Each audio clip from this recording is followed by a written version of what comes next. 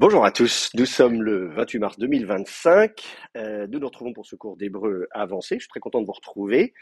On a passé le premier examen, petit oral cette semaine, et bon, ça s'est bien placé dans l'ensemble. Il y a eu des très bonnes notes, quelques notes moins bonnes évidemment.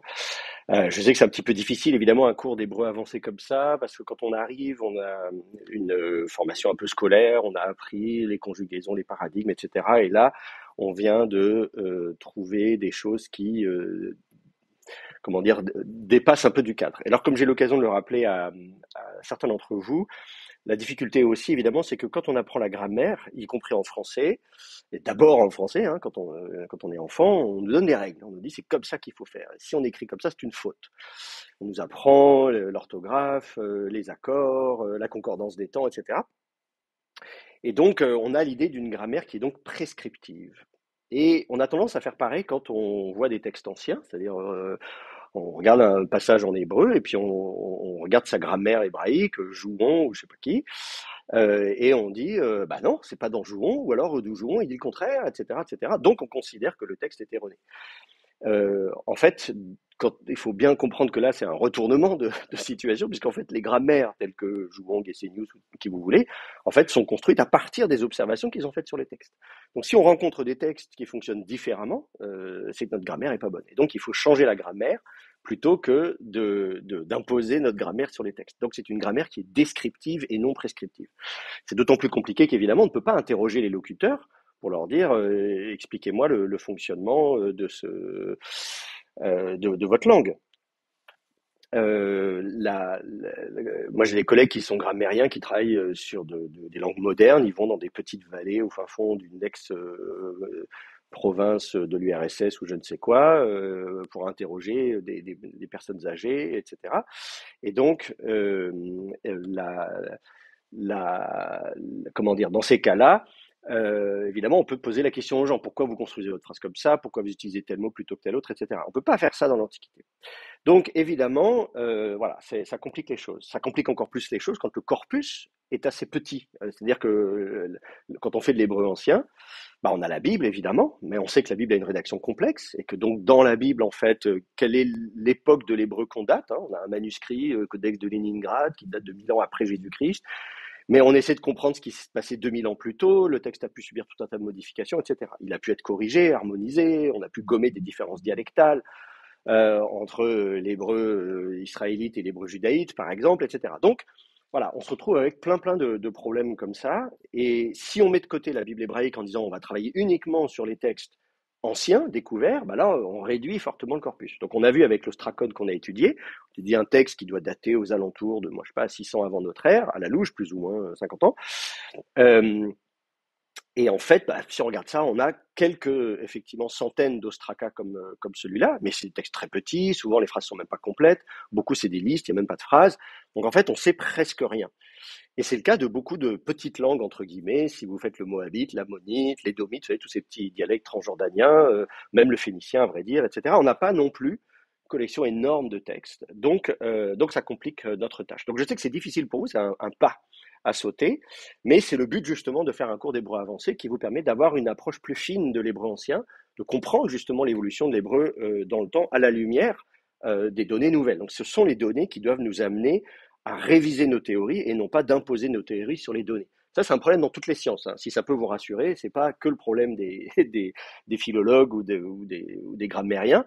Dans toutes les sciences, il y a toujours la difficulté d'avoir une théorie scientifique qu'on apprend, je sais pas, la dérive des continents, par exemple. Et puis un jour, je disais, parce que ma voisine m'en parlait un jour comme ça, elle avait appris à la fac la dérive des continents à l'époque, et puis à un moment donné, elle avait un prof, donc en cours magistral, on faisait la dérive des continents, elle avait un prof de TD plus jeune qui disait mais non, en fait c'est faux, c'est la tectonique des plaques, etc.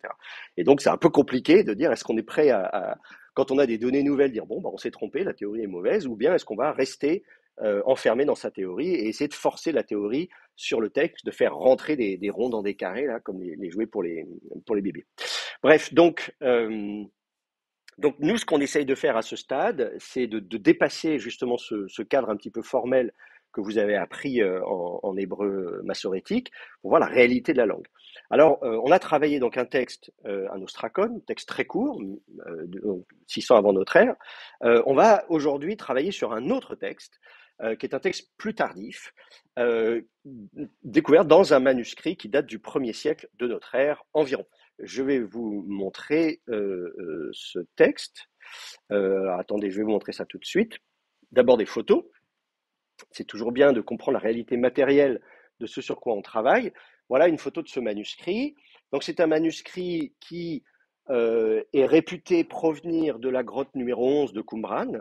Je dis réputé parce que comme l'immense majorité des manuscrits de la mer Morte, de la mer Morte, il n'a pas été trouvé in situ. Bon, il a apparu sur le marché des antiquités.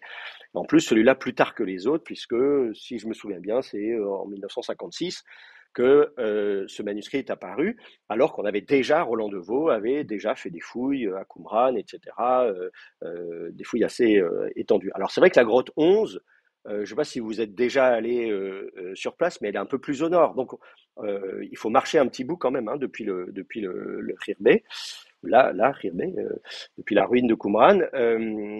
Il faut donc, oui, moi je sais pas, bon, ça dépend à quelle vitesse vous marchez, j'allais dire, il faut 2 heures, 3 quarts d'heure, mais en fait ça dépend, bah, probablement plus pour certains d'entre nous, disons. Voilà. Mais on la voit quand même assez bien parce elle est visible, disons, depuis le chemin qui remonte vers le nord depuis le Wadi. Contrairement à la grotte 3, qui est encore de l'autre côté et cachée. En plus, bon, c'est quand même des grottes qui sont pas très loin du sentier, contrairement à d'autres grottes, par exemple, je sais pas, la grotte 2, par exemple, où il faut vraiment escalader pour rentrer dedans.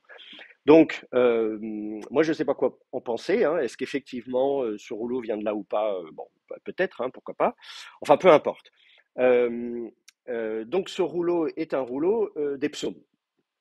Et il est fragmentaire, hein. On a la fin du rouleau, mais pas le début. Il y a un morceau principal qui comporte 28 colonnes, un rouleau principal, des fragments voilà, qu'on a pu recoller ensemble, plus quelques autres fragments.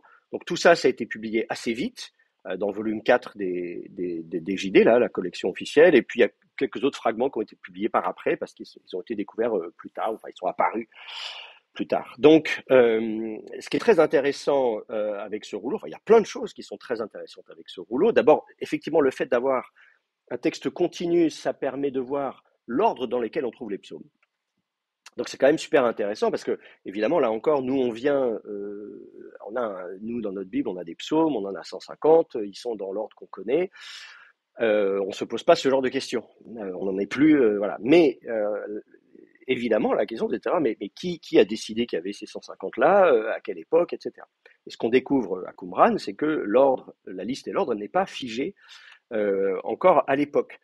Donc là, bon, on n'a pas le début du rouleau, mais à partir du moment où on retrouve ce morceau principal, vous voyez, on a le psaume 105, et puis juste après, on passe au psaume 146. On se dit, ah tiens, c'est bizarre. Puis après, 148. On se dit, ah bon, il n'y a pas 147 entre les deux. Puis après, on revient en arrière, psaume 121. Puis là, on a un bon bout continu qui correspond à ce que nous, on a, les psaumes 121 à 132. Donc on est content. On a les psaumes, vous savez, les psaumes démontés, etc. On est très content. On se dit, bon, c'est bien, ce bloc-là était peut-être effectivement contigu, déjà à l'époque, un peu établi, on peut imaginer. Et puis après, on repart au 119, vous savez, ce très long psaume. Puis après, on repart au 135, 136. Donc on se dit, ah oui, donc en fait, on a glissé entre 132 et 135, on a mis le 119. Bon, mais quid du 133, 134? Alors en fait, le 134, on va le retrouver plus tard, presque vers la fin du rouleau. Le 133 aussi, un peu moins loin. Donc ils y sont, mais pas au même endroit. Après, on retourne au 118, et puis après, on repart sur le 145. Alors c'est intéressant parce que nous, dans nos Bibles, les psaumes 100, vous savez, les 5 derniers psaumes, ils forment un bloc. C'est Alléluia, ils commencent, ils se terminent par Alléluia. Donc on se dit quand même 146, 147, 148. Normalement, ils devraient être ensemble. Eh ben non, là, ils ne sont pas les uns à côté des autres. Et puis dans le lot, on a des psaumes en plus qui ne sont pas parmi les 150 qu'on a. Ah, surprise, après le psaume 145, on a un psaume qui est connu en syriaque. On l'a dans des manuscrits syriaques. Et donc, on a la preuve que ce psaume n'est pas une innovation syriaque, mais qu'il existait en hébreu. Et que donc, les chrétiens, on l'avait traduit en syriaque, mais bon, voilà.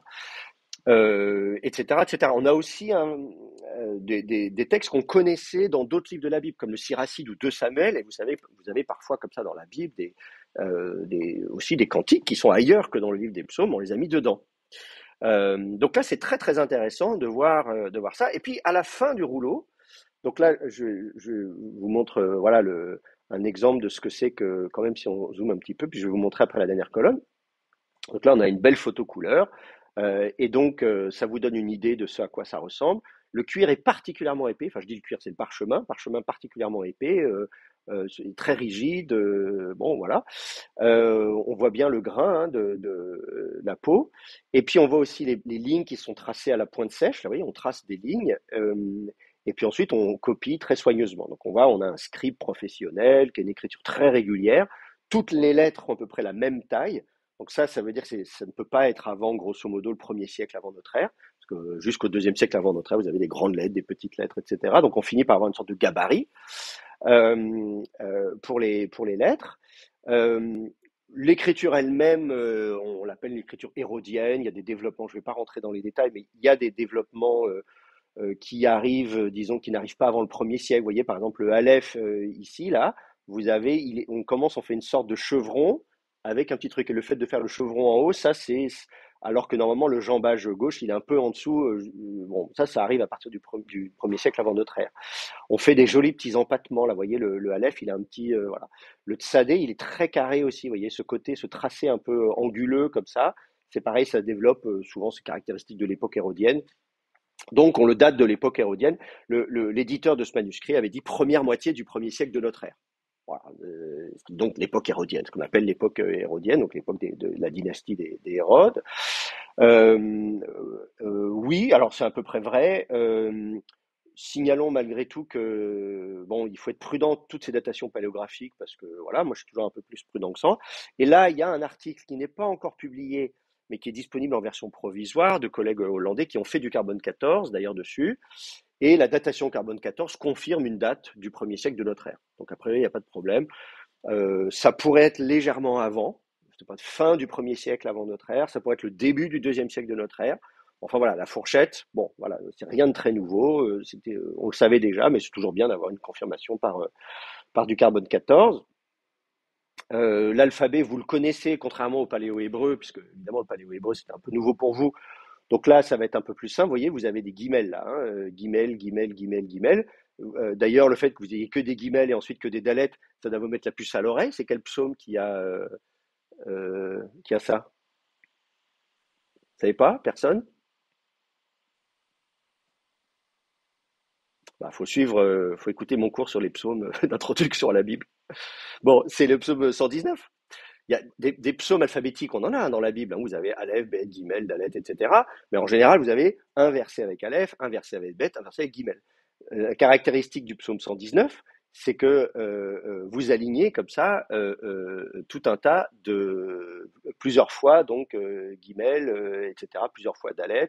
Regardez, ensuite vous avez plusieurs fois He, plusieurs fois Vav, etc., etc. C'est pour ça qu'il est très long le psaume 119. Vous savez, c'est le plus long des psaumes, tout ça. Moi, quand j'étais gamin, je savais que le psaume 119 c'était le plus long, 117 le plus court, des trucs comme ça. Vous savez, des trucs qu'on apprend à l'église quand on est gamin, mais je ne savais pas pourquoi le psaume 119 était si long. Et quand j'ai fait de l'hébreu et que j'ai compris que c'était un psaume alphabétique, ben, je dis oui, effectivement, ça, si vous avez à chaque fois, 7 fois, ou je sais plus, 6 ou 7 fois, attendez, là, on a combien de guillemets, je ne me souviens plus là, chaque lettre de l'alphabet, bah, ça vous fait un sacré paquet. Là, vous avez les têtes, tête, tête, tête, tête, tête, tête, tête. Oui, vous en avez un bon paquet là, hein.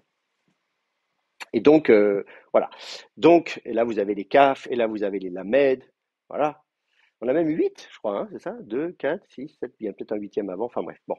Donc, euh, donc voilà, l'écriture, voilà, bah c'est bien avec un psaume alphabétique, c'est bien pour apprendre l'alphabet d'ailleurs. Mais là, comme on n'a pas le début, malheureusement, je ne peux pas vous dire à quoi ressemble le Aleph. Ensuite, là, vous avez le bet, voyez, le guimel, le dalet qui est ici. Bon, c'est pas très différent de ce que vous connaissez. Là, vous avez le hé. Alors, si pour vous, peut-être le hé, vous êtes habitué à faire le hé où le jambage gauche ne touche pas la traverse. Ici, c'est pas le cas. Le jambage gauche touche, et c'est le cas d'ailleurs de toutes les écritures dans l'Antiquité, mais la traverse est protubérante, elle dépasse à gauche. Vous voyez, le trait horizontal dépasse à gauche. C'est comme ça que vous reconnaissez le hé et que vous le distinguez du chet. Vous voyez, ici, vous avez un chet. Et vous voyez, le chet, vous avez les deux jambages et la traverse au milieu, le trait horizontal, il est un petit peu en dessous. Et vous avez les deux jambages, donc les deux traits verticaux qui dépassent. Alors que pour le hé, la traverse, elle est posée par-dessus le jambage gauche. Alors après, il y a des scribes qui font pas une distinction aussi facile. Donc c'est aussi pour ça, des fois, on hésite. Voilà, là, vous avez le ayin, vous avez le kof, là, c'est un même final, vous avez un lamed, etc., etc. Donc ça, c'est assez facile, hein, franchement, si vous voulez vous initier à la lecture. Prenez un manuscrit comme celui-là, par exemple, l'écriture est impeccable. Là, vous avez un mème en milieu de mots. Ça ressemble vraiment déjà beaucoup à ce que vous connaissez. Le shin, évidemment. Le p, alors effectivement, le p, il est peut-être un peu différent de ce que vous connaissez parce que nous, on est habitué à ce que le petit retour soit un peu à l'intérieur, alors que là, ils ne le font pas tout à fait comme ça. Bon, le tête. Alors, il y a toujours la question du yod et du vav, évidemment, qui peuvent, normalement, le yod est un peu plus triangulaire, mais il dépasse un petit peu. Le vav est juste un crochet, il est un peu long, mais dans certaines écritures, évidemment, vous aurez du mal à distinguer le yod et le vav. Et le zayin aussi, il peut aussi être confondu. Bon, ça, c'est un autre problème. Je vois qu'il y a quelqu'un qui lève la main. Oui, c'est François? Oui, donc juste pour faire remarquer que sur l'image telle qu'on la voit, on voit le paléo-hébreu pour le tétragramme, Oui, j'y viens. Alors, je ne pour me la question trompe du pas. paléo pour le tétragramme, Ah, j'y pardon, viens. Oui, pardon. oui. Non, mais c'est bien de faire la C'est remarque. Voilà. Donc là, vous avez effectivement à peu près, voilà, on a fait à peu près le tour de l'alphabet. Le tav, voilà, bah, le tav, vous le voyez. Pareil, pas très différent de ce que vous connaissez aujourd'hui. Ici, il a bien un empattement, là, tout en bas, là, vous le voyez ici aussi. Donc voilà, grosso modo, vous ne devriez pas être trop perdu en lisant ça. Le noun aussi, là, nous, on est habitué à faire un petit trait au-dessus, un petit trait horizontal au-dessus. Le noun, il en a pas. Au contraire, il a même tendance à être un peu cambré. Voilà, ça c'est un kaf. Alors c'est pareil, le kaf, comment on fait les kafs nous en hébreu aujourd'hui? Si, bon, oui, nous on fait les kafs. Oui, c'est pas très différent de ce qu'on fait aujourd'hui, mais ça peut être confondu avec un bet, évidemment. Voilà, voilà. Et alors effectivement, j'ai bien une des caractéristiques de ce manuscrit, c'est que là, vous avez à un moment donné du paléo-hébreu. Alors on a vu justement avec l'ostracone le paléo-hébreu. Là, vous avez un yod. Là, vous avez un hé. Là, vous avez un Vav. Alors, c'est pareil, il a une sorte de tête en zigzag, hein. Alors, normalement, le Vav, tel que nous l'avait vu, il a plus une forme de clé anglaise, là. Et là, de nouveau, un He. Alors, c'est pareil, le He, normalement, le trait oblique doit dépasser un peu, etc. Donc, on voit que l'écriture a évolué. Alors, si ça vous intéresse, j'ai écrit un article qui est paru en 2023 sur l'usage des théonymes dans d'autres alphabets, dans des manuscrits. Voilà. Donc, en l'occurrence, c'est du paléo-hébreu. Il y a quelques manuscrits où c'est autre chose que du paléo-hébreu, mais dans d'autres alphabets.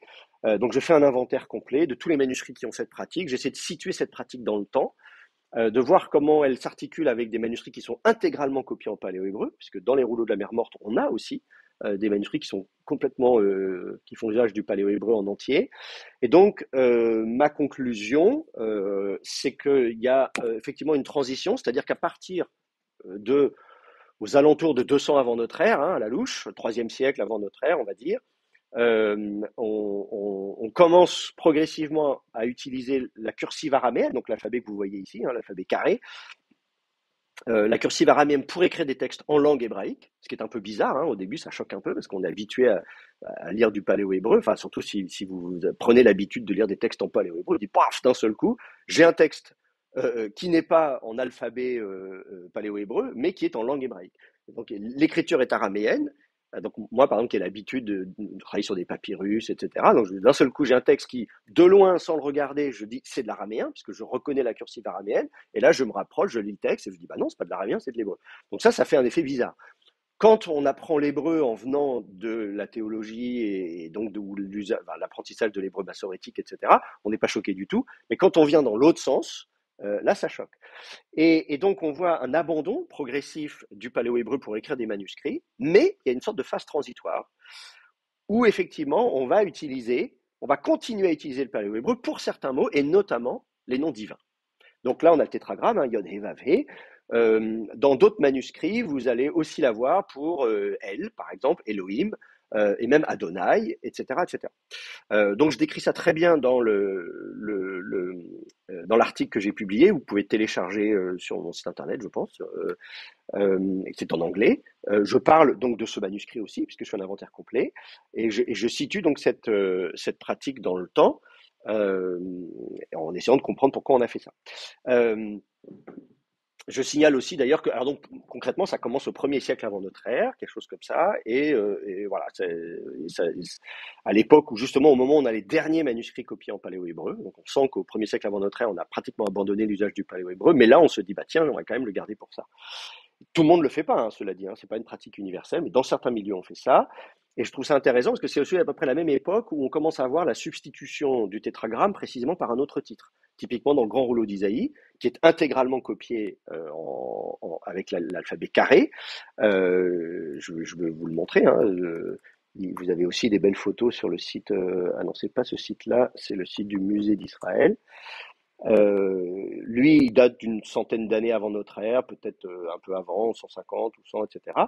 Et vous avez, donc lui, il est intégralement copié dans cette cursive, qui est normalement, comme je disais, araméenne à la base, mais qui est donc utilisée dorénavant aussi pour écrire l'hébreu. Et à la ligne 3, à la colonne 3, vous avez en bas le fait que, vous voyez, coup sur coup, vous avez là, ici, vous avez le tétragramme, Yod He Vav He, qui a été effacé, les petits points en dessous, c'est nous on ferait une rature, en disant non, non, non, il faut écrire Adonai, il faut dire Adonai.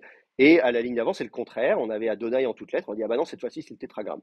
Donc la seule façon de faire ce genre de confusion, on hésite en disant qu'est-ce qu'on met, on met le tétragramme ou on met Adonai, c'est tout simplement parce que de fait, le tétragramme était prononcé Adonai. Et donc le scribe, à partir du moment où le tétragramme n'est plus prononcé et qu'on lui substitue le titre Adonai, Seigneur, du coup le scribe il hésite, il dit attends là c'est vraiment le vrai tétragramme ou bien ou là c'est vraiment Adonai, etc. Bon. Donc c'est intéressant ces corrections sur le manuscrit parce que ça nous renseigne sur on peut situer, on peut dire que cette pratique elle existait là, disons, 2e siècle avant notre ère dans certains milieux. Là encore, peut-être pas tous les milieux juifs, mais en tout cas, on sait qu'elle est documentée à partir de cette époque-là. Et donc, voilà, pour moi, c'est peut-être pas une coïncidence si c'est aussi à cette époque-là qu'on commence à voir apparaître l'usage du paléo-hébreu. Certains se sont dit, oui, quand même, le titre divin, c'est sacré, c'est à part, donc faut utiliser une autre. Voilà. Dans le cas de ce manuscrit-là, c'est très intéressant parce qu'en fait, les lettres, vous voyez ici, sont plus épaisses quand il écrit le tétragramme, et donc ça veut probablement dire qu'il utilise un autre calame. Et la question se pose de savoir est-ce qu'il change de calame au fur et à mesure où il écrit, ou bien est-ce qu'il écrit d'abord tout le texte en alphabet carré et ensuite, en laissant des trous, et ensuite il prend un autre calame pour combler les trous là où il y a toutes les occurrences du tétragramme. C'est intéressant parce qu'à un moment donné, il y a un trou. Je ne sais plus à quel endroit dans le manuscrit j'avais repéré ça. Enfin, je suis pas le seul à avoir dit d'ailleurs, mais disons, j'avais suggéré qu'en fait, c'était à un moment donné, là où on devrait avoir le tétragramme, c'est un psaume qu'on connaît, et c'est donc là où on s'attend à avoir le tétragramme, il y a un trou dans le manuscrit, et donc ça pourrait être un indice qu'effectivement, il avait donc copié en laissant les trous, après il a pris l'autre calame pour mettre les tétragrammes, et il en a oublié un. Bon, voilà. Ça ne veut pas dire que c'est un autre scribe, hein. Ça pourrait être le même scribe qui savait écrire les deux alphabets, mais qui voilà, voulait, pour des questions, éviter de changer comme ça régulièrement. Voilà. Donc voilà, donc il y a des questions intéressantes par rapport à ça. Et puis donc, on en vient au passage qui nous intéresse, qui est donc la fin, la colonne 28, là. Je vais vous montrer une autre photo, voilà. Voilà, je n'ai pas trouvé de photo couleur, mais c'est pas grave, les infrarouges c'est très bien aussi. Vous avez donc la dernière colonne. Alors on sait que c'est la dernière colonne parce que vous voyez, la feuille de parchemin est restée vierge. On a tracé les lignes, donc il y avait de la place pour faire une autre colonne derrière. Donc s'il avait voulu copier encore un autre psaume, on l'aurait. Donc dans ces cas-là, on sait qu'on a la fin du rouleau. Voilà, on a un bout de parchemin qui est resté vierge. Et donc, on sait que tout à la fin, puis là en plus, vous voyez, on laisse une ligne vierge à la fin d'un psaume et au début d'un autre. Donc, on sait que ça, c'est le début d'un psaume, et on sait aussi que c'est, bon, là, le bas est un petit peu mangé malheureusement, et on sait aussi que c'est le dernier psaume. Et donc, ce psaume, c'est celui dont je vous ai donné le texte, vous voyez, alors la lecture n'est pas très difficile, hein. Là, vous avez donc si je reprends, ça c'est la lettre He, vous voyez, les deux traits verticaux, le trait horizontal qui dépasse un peu. Ça c'est un Lamed, très facile à reconnaître, un deuxième Lamed. Ça c'est un Vav, vous voyez, ce petit clou là, c'est un petit crochet pointu en haut. Ça, on ne sait pas bien faire la différence, vous voyez, entre la lettre qui précède, mais en fait c'est un Yod. Normalement, il devrait être un peu plus triangulaire, il est légèrement plus court, vous voyez, mais bon, voilà, il faut le savoir. Encore un He. Et ensuite, là, vous avez un Lamed. Là, vous avez un dalet, donc ça ressemble assez bien à ce qu'on fait au dalet qu'on fait. Le dalet qui a voilà une petite, il a deux cordes là au sommet. Ensuite, ici, vous avez le vav de nouveau, le petit crochet bien droit. Là, vous avez le yod, vous voyez, avec une tête légèrement plus triangulaire. La tête est un peu plus remplie. Il fait un mouvement pour remplir un peu la tête. C'est ce qu'il est censé faire, hein, le modèle qu'il a en tête. Vous voyez, ici, vous avez le yod, il est mieux fait ici. Normalement, le yod, c'est vraiment une tête triangulaire. Alors, on lui a fait, on lui a fait un fût, là, un jambage.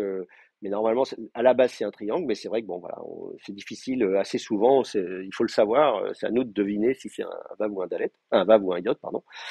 Ensuite, vous avez un dalet. Et puis, ensuite, ici, vous avez le bet, ici. Alors ici, le bet, vous voyez, il ne dépasse pas. Moi j'aime bien quand la base, ici, est protubérante, quand elle dépasse un petit peu à droite, comme nous, on fait les bêtes aujourd'hui, parce que ça permet de bien être sûr que c'est un bet et pas un kaf. Voilà. Et ensuite, ça, c'est un noun final. Donc le noun final, oui, il n'y a pas trop de surprise pour vous. Il n'a pas de tête non plus. Comme je dis, le noun à l'époque, il est plutôt cambré. Mais voilà, il a une belle hampe. Et puis ensuite, vous avez le yod, le shin, le yod. Donc, Alléluia, les David, Ben Yishai. Donc là, il n'y a pas trop de difficultés à ce niveau-là. Alors, on ne va pas passer tout le temps à lire sur le texte lui-même parce que, bon, on va perdre un petit peu de temps. J'aimerais qu'on attaque comment dire, enfin, la traduction, l'analyse et la traduction du texte. Donc, je vais vous montrer, je vous ai envoyé donc le texte ici comme ça, voilà. Donc, c'est à partir de la ligne 3. Vous voyez, ça, c'est les lignes qui sont numérotées, hein. Vous avez les lignes voilà, 1, 2, et puis ensuite une ligne vierge et la ligne 3 qui est ici. Euh, et ce sont les lignes, et, donc, et pas les versets, hein. Donc, évidemment, c'est. Voilà. Alors, vous notez ici que l'espace entre les mots est pas toujours. Bon, il est à peu près respecté, mais vous voyez, c'est pas non plus super évident de savoir l'espace entre le hé et le lamed est à peu près le même qu'entre le vav et l'iod. Donc la question c'est est-ce que c'est Alléluia en un seul mot ou en deux mots? La transcription le met en un seul mot, mais vous voyez, il y a quand même voilà. Bon, là, enfin voilà. Donc c'est pas toujours évident de savoir est-ce qu'il y a espace ou pas. Euh, très bien. Donc on va regarder ce psaume ensemble. Alors en fait, ce psaume il existe. Hein, c'est le psaume 151. Euh, c'est un psaume de David, hein, les David. Donc, on se dit, tiens, les psaumes de David, on en connaît, mais celui-là, on ne connaît pas. Et bien, en fait, on le connaissait sous le numéro 151. Enfin, c'est notre numérotation. Hein, dans les manuscrits, à l'époque, il n'y a pas de numéro. Mais il est connu, en fait, en grec, parce que dans les Bibles grecques, on le trouve. Et les Grecs orthodoxes l'ont dans leur Bible. Et d'ailleurs, la révision de la traduction œcuménique de la Bible en 2010, celle qui est parue en 2010, avait pour ambition justement d'inclure des livres lus par les chrétiens orthodoxes, puisque c'est œcuménique, donc il y avait les catholiques et les protestants, mais bon, il y a aussi les orthodoxes quand même. Et donc on a mis 3-4 Esdras, 3-4 Maccabées, et Psaume 151. Et puis c'est tout. Enfin, je sais plus, il faudrait vérifier un peu ce qui a été ajouté. Mais voilà, donc le psaume 151, normalement, vous l'avez dans la version 2010 de la Tob. Euh, mais évidemment, on l'avait par la tradition grecque. Et donc la question pouvait se poser de dire, est-ce que c'est une composition grecque? Est-ce que c'est une version grecque d'un original hébreu, etc. On l'avait pas. Bah là, maintenant, on l'a. Donc c'est formidable, c'est merveilleux. Tous les chemins mènent à Qumran. Donc on va regarder le texte ensemble et voilà. Donc évidemment le genre est très différent de ce que on a fait précédemment, mais c'est ça le but du jeu aussi, hein, c'est de vous faire travailler sur différents genres littéraires. Et donc on va regarder ensemble ce que nous dit ce psaume. Alors qui veut s'y coller? Qui veut lire? Vous voulez commencer? Allez, on vous écoute. Alléluia. Alors, Pata, je lis Ah, vocaliser, oui. je lis le texte. Oui, alors je n'avais pas forcément prévu qu'on vocalise Je vocalise. tout le texte, mais vous pouvez vocaliser si vous voulez. Oui. Donc, Pata, Mhm. Shva, euh, Chouette, chouette, un Dagesh dans le et, Alors, attendez, je vais le noter du coup pour que les autres vous suivent, parce qu'ils ne vous entendent pas forcément. sous le Damed Shva, Pata, Iré, David, Euh, David, ouais, c'est ça. Attendez, hop. Ben, Euh, Shouet, attendez. Du coup, Shva, Siré, donc, Alléluia, les David. Et ensuite, Siré, Shva, sous le Noun, Siré, attendez, Shva sous le Noun, non, Shvé, Siré, Siré, Shva sous le Bet, Shva sous le Bet, Bet, et Siré et sous le, Tséré, ouais, Bné. sous le Noun. Après, Isha, donc Irek sous le Yod, et Pata sous le et Pata. Ouais. Alors, je reviens là sur le mot d'avant, là. Vous avez dit Shva et Tséré. Oui, c'est comme ça que je lis. D'accord. Et vous avez lu quoi comme mot?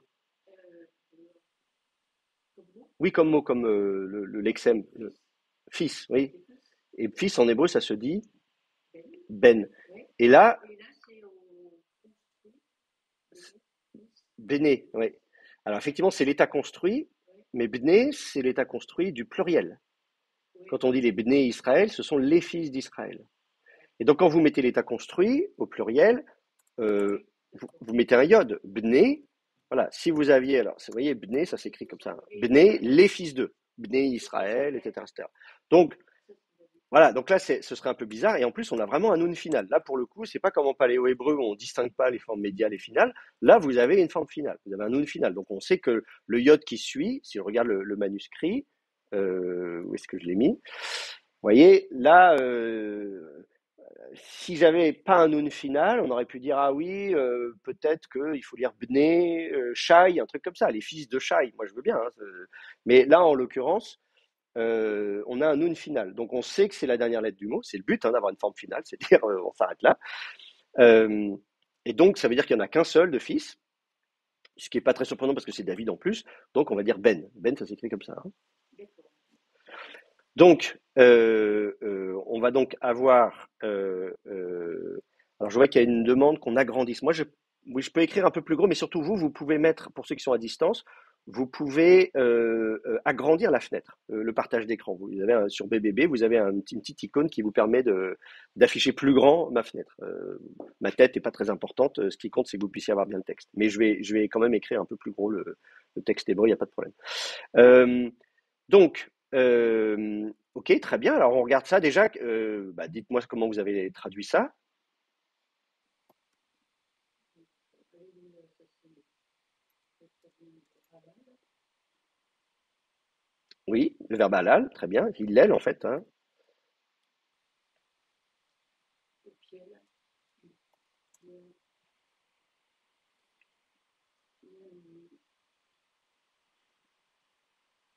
Alors oui, c'est du piel. Bon, c'est de l'impératif piel. Hein, ça, on a la. Après, il y a le problème du Dagesh dans le Lamed deuxième radical. Ah oui, la mettre deuxième radicale, effectivement, on est au piel, on doit avoir un dagesh. Alors pourquoi on n'écrit pas hallelu? À cause du cheval. À cause du cheval, absolument. Donc ça, c'est assez classique. Quand on doit avoir un piel, donc une gémination de la deuxième radicale, mais que cette deuxième radicale a un cheval, on se dit il y a un peu une contradiction entre l'idée d'appuyer sur cette radicale, donc c'est-à-dire de s'apesantir, de rester longtemps dessus, et en même temps on met un cheval dans le sens où on se dépêche. Le cheval on fait tomber la voyelle, on se dépêche. Donc en général, une consonne géminée qui est dotée d'un cheval, elle va perdre sa gémination. Donc, hallelu.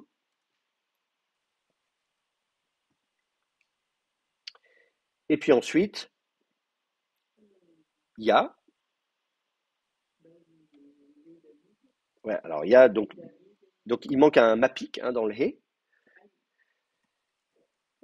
parce que ya, c'est le diminutif du tétragramme. Yahweh, ou je sais pas comment c'était prononcé, Yahvé, bon, voilà. Donc, voilà, c'est un diminutif, mais le hé est bien consonantique. Donc, on se souvient que le hé est consonantique. Ça peut arriver qu'il s'amuisse, etc., bien sûr. Mais là, en l'occurrence, on s'en souvient et on va le mettre. Alors, là encore, bon, vous pouvez l'écrire en 2 mots ou en un seul mot. Enfin, c'est comme vous voulez. Dans la Bible, en général, il est écrit en 2 mots, la plupart du temps. Euh, euh, avec un makef même, ça arrive assez souvent qu'il y ait un makef dedans, pas toujours, et il est parfois écrit en un seul mot, ça va dépendre des manuscrits. Si je vous donne un exemple, je vais vous montrer ça rapidement à l'écran. Alors, c'est pas ça que je voulais faire. Hop. Vous voyez, psaume 145, Alléluia avec makef ya, psaume 104 pareil, psaume 106, Alléluia. Voilà, dans le codex de Leningrad en tout cas, a priori, je n'ai pas été vérifié sur les photos, mais effectivement, il est écrit en un seul mot. Et dans le même psaume, verset 48, avec un makef, 111 avec un espace sans makef, etc. Donc voilà, vous avez plusieurs possibilités pour le mettre. Comme je vous disais, ici, c'est pas très clair, l'espace entre le vav et l'iod est pas très clair. Moi, j'aurais tendance, d'après la photo, je serais tenté de l'écrire en 2 mots, mais c'est quand même, voilà, je trouve que l'espace est un petit peu plus grand, à peine plus grand que ce que j'aimerais, si c'était écrit dans la foulée, mais après, je vais pas me battre, hein, franchement. Donc, Alléluia, loué Yah, donc c'est un impératif. Ensuite, Les David, donc là, il y a cheval sur la neige. oui, donc ça, oui, ça Ça, on l'a vu. ça on l'a vu. Donc voilà, les David. Donc vous notez que David est écrit ici avec une mère de lecture Yod. Je vous le signale parce que c'est pas le cas. Vous n'êtes pas habitué. Vous n'êtes pas habitué à ça. Euh, voilà. Donc je le signale. Euh, je vois une question qui a été posée, un dagesh dans le Tav. Alors François demande s'il y a un dagesh dans le Tav, mais je ne vois pas de Tav, alors je suis pas sûr de comprendre la question de François. Non, non, non, non, excusez-moi, c'était, Ah, c'était, je voulais dire le et, mais au début, il n'y était pas, donc le temps que j'écrive, et oui, oui, c'est une bêtise de ma part, pardon, c'était dans le et, il n'y ah, était le pas mapic écrit, dans le donc moi He. je l'avais noté. D'accord, oui, oui, le mapic dans Oui, le He, effectivement. c'est un APIC, tout à C'est un fait, oui, mapic, oui. oui, oui. Oui, Ok, oui, oui, il y a un mapic dans il le faut, He, absolument.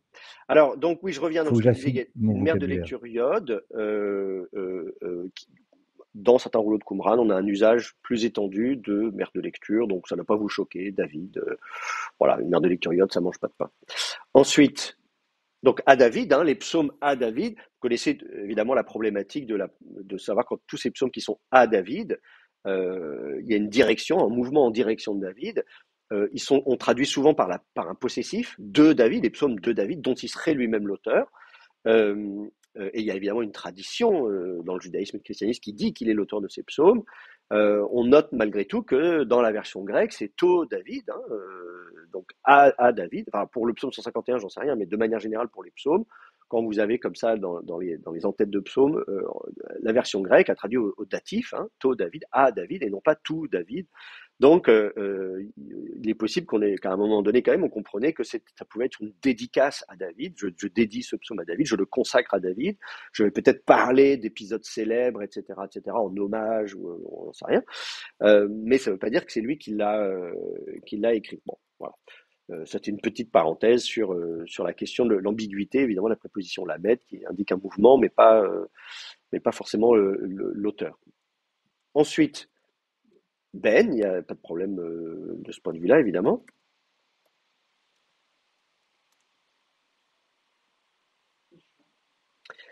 Et ensuite, Yeshai. Voilà. Alors, il manque juste le petit point sur le shin. Donc, il est Ben Yeshai. Alors, pour Ben, vous savez qu'on l'écrit avec un serré, mais que si il devient proclitique, c'est-à-dire si vous mettez un makef ici, il va perdre son accent et donc on va avoir un décalage en ségol. Donc, vous allez pouvoir trouver aussi l'orthographe avec Ségol, Makef. Bon, ici, évidemment, le Makef n'existe pas encore à l'époque, hein, donc la question ne se pose pas. Enfin, vous pouvez quand même le vocaliser comme ça si vous voulez. Hein.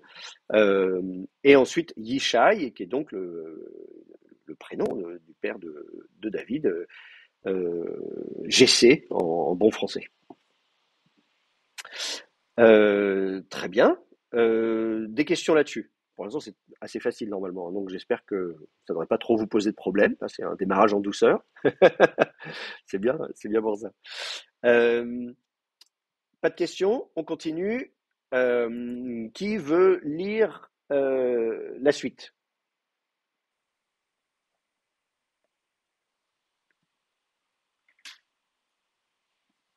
Les étudiants à distance, et les courageux.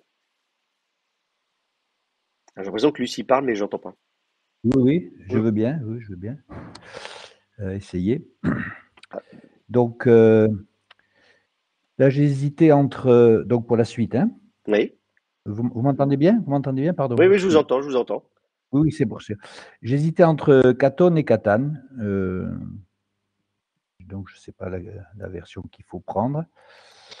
Euh, Haïti. Mine. Alors là, il semblerait que le Noun ait été rajouté.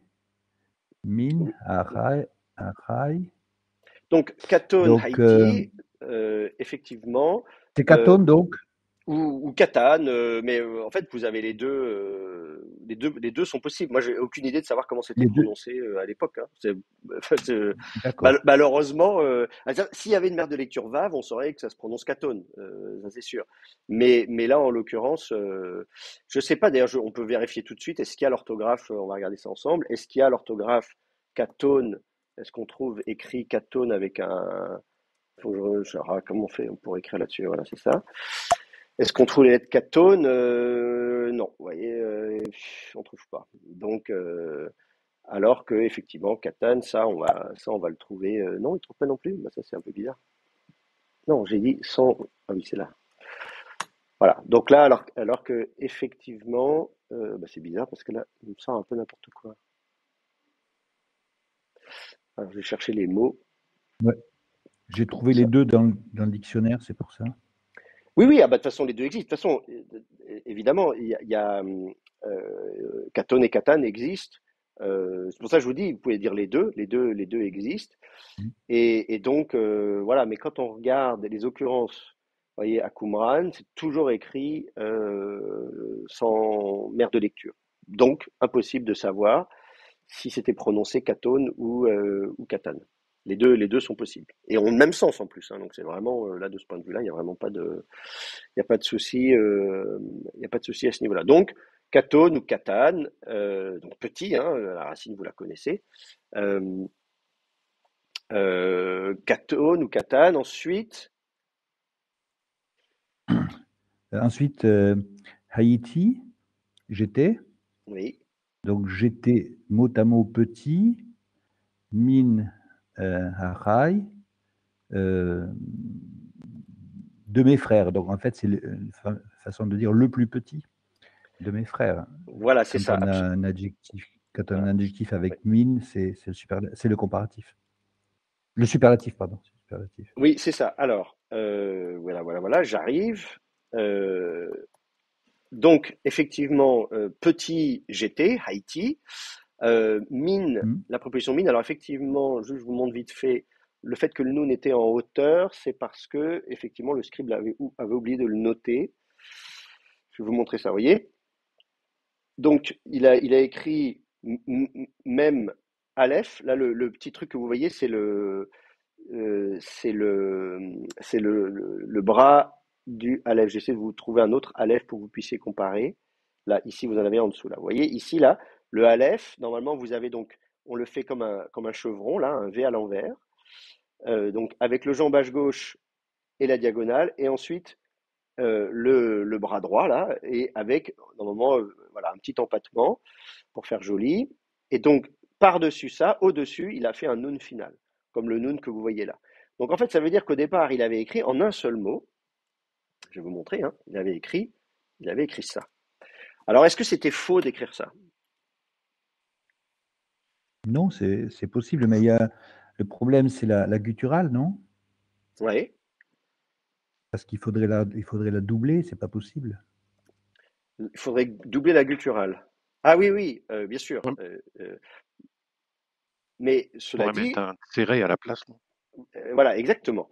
Donc, ça arrive hein, dans la Bible, regardez, y compris préposition mine plus ar, le frère, mais Mhm. Echav, donc hors de ses frères. Exode 2, 11, etc., etc.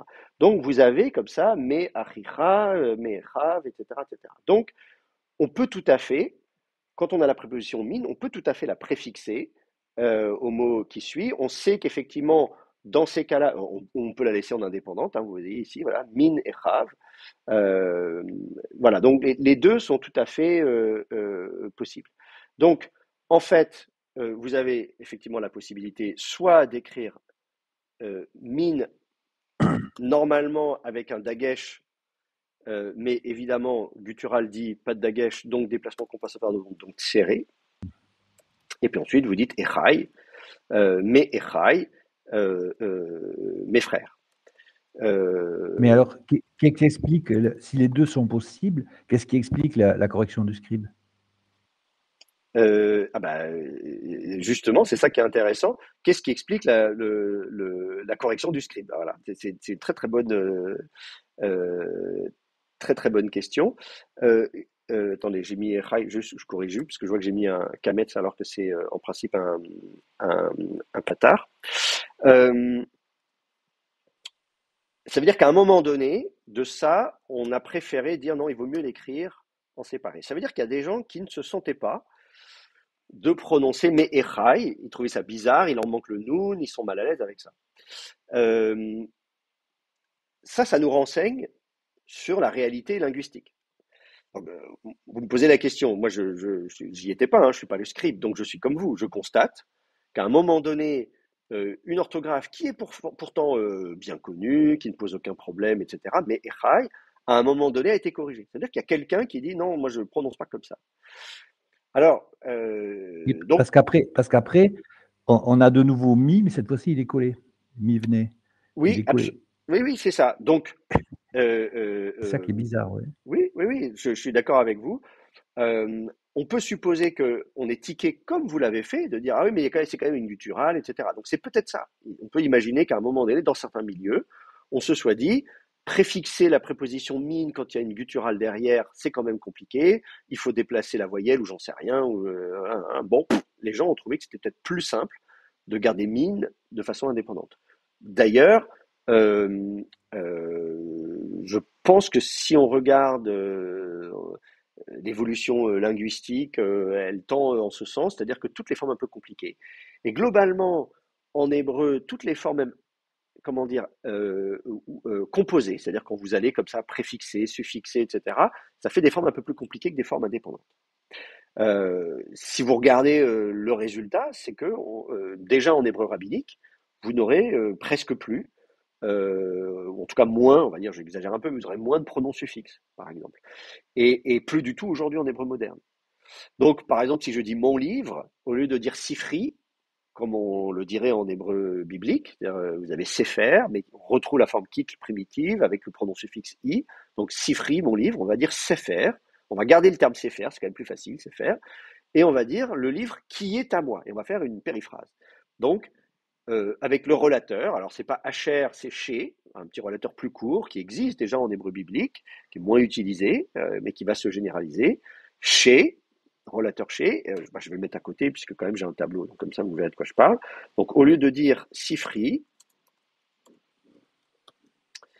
voilà, ça va donner Sefer,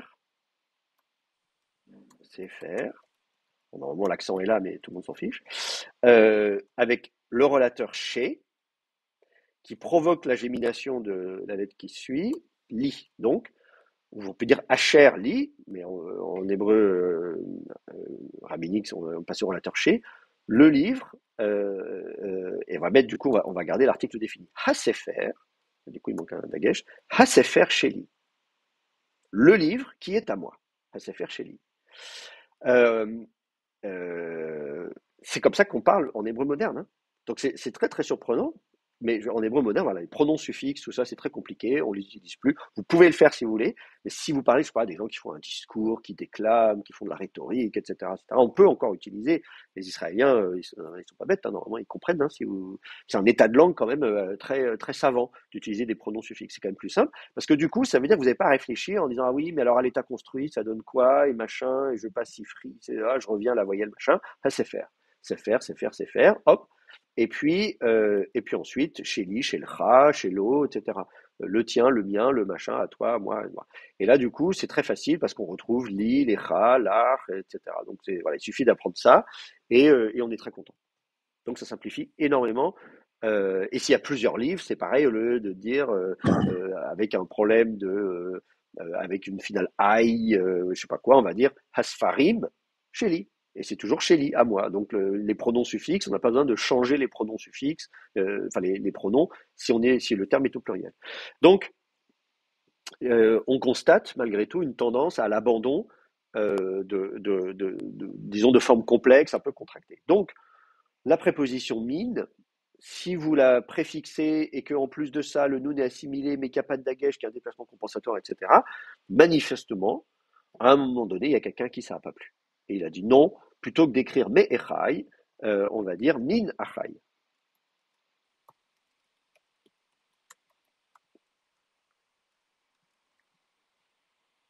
D'accord. Je continue. Oui, oui. Wutsahir. Donc, Wutsahir, Mivnei, Avi. Donc, le plus et mot à mot jeune parmi les fils de mon père, donc le plus jeune des fils de mon père. Donc, Sahir. Donc, on vocalise Kametz, Alors, Irek. Kametz Donc, Rirek, ouais, évidemment, avec avec un schwa. voilà, le cheval. Donc, Mi avec un Y. Là, à cause du cheval, je double pas le bête, mais je ne sais pas si j'ai raison. Donc, Mi, Y. Et me donner donc cheval et serré. Alors là, il faut mettre le dagesh quand même. Hein. Mibne. On Il va faut pas mettre dire. le dégage quand même, Oui, d'accord. oui, oui. Là, dans ces cas-là, on va mettre D'accord. le dagesh parce que c'est un, c'est vraiment un dagesh non pas de gémination, mais si, c'est un dagesh de gémination. De Contrairement gémination.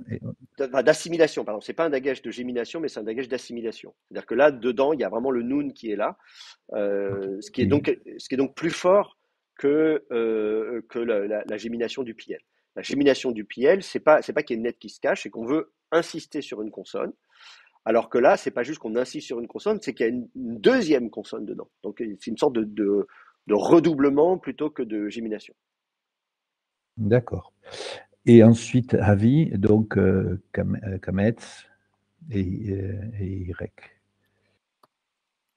Voilà, Avi.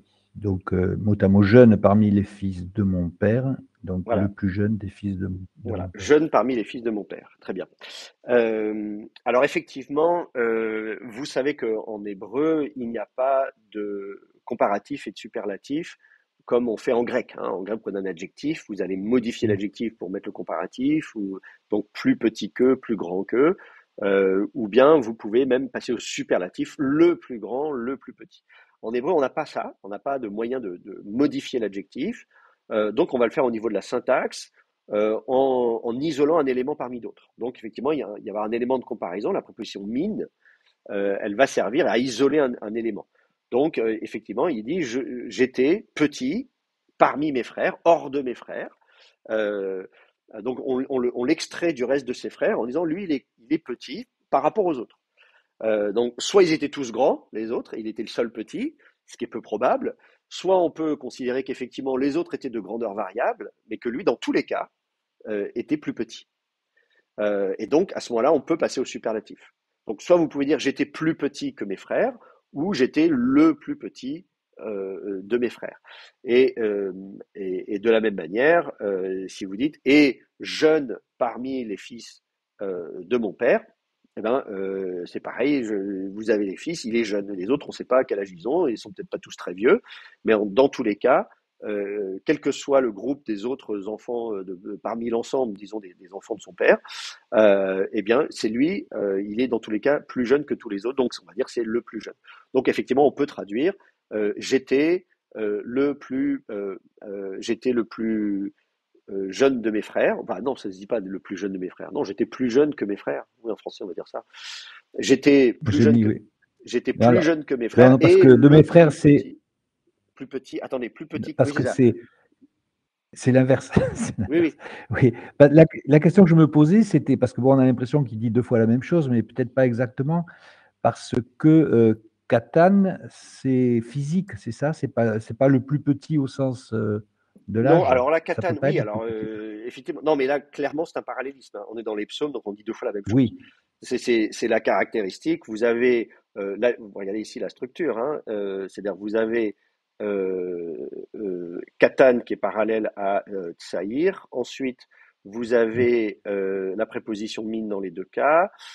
Ensuite, vous avez le terme ar qui est parallèle à ben, etc., etc. Donc là, on voit bien le parallélisme. On dit deux fois la même chose avec des synonymes. Donc effectivement, Catane, à la base, indique la taille physique, c'est vrai, alors que Tsaïr, lui, indique plutôt Mais là, c'est pareil, hein, parce que Tsaïr, il peut aussi être utilisé, il faudrait vérifier, mais je suis pas sûr que Tsaïr soit uniquement... Euh, euh, je réfléchis. lié à l'âge. Attendez, bah on va regarder justement Tsaïr, on va regarder les occurrences de Tsaïr. Euh, euh, c'est vrai qu'en général, les occurrences dans la Bible, il n'y en a pas des masses. Là, on dit Tsaïra, bon, très bien. On comprend que c'est pareil, c'est la plus petite, mais au sens de l'ordre de naissance. Là, c'est pareil. Là, c'est pareil. Bon, euh, Vera via Saïr, mais là c'est pareil, vous voyez, on dit le grand servira le petit. Voilà, là ici, il y a l'important et le moins important, donc ça ne nous parle pas de la jeunesse nécessairement. Bon, dans le contexte, hein, on comprend que c'est évidemment il y a l'aîné et le puis-né, ça c'est sûr. Euh, bon, ok, alors après, on peut Et regarder ce qu'en disent dans les l'exemple dictionnaires. que vous venez de montrer, pardon, un Oui, petit peu plus haut, il est question de peuple, le plus grand. Si j'ai bien lu, hein, oui, oui, mais bien quand il est sûr, c'est le question. peuple, mais en même temps, c'est les enfants. Enfin, je veux dire, là encore, ça peut être de façon Ah oui, métaphorique, d'accord. parce que précisément, c'est le puîné qui va prendre la place de l'aîné, etc. Non, c'est pas ça que je voulais faire. Je voulais regarder le terme dans le dictionnaire. Voilà. Keller Baumgartner, qu'est-ce qu'il va dire?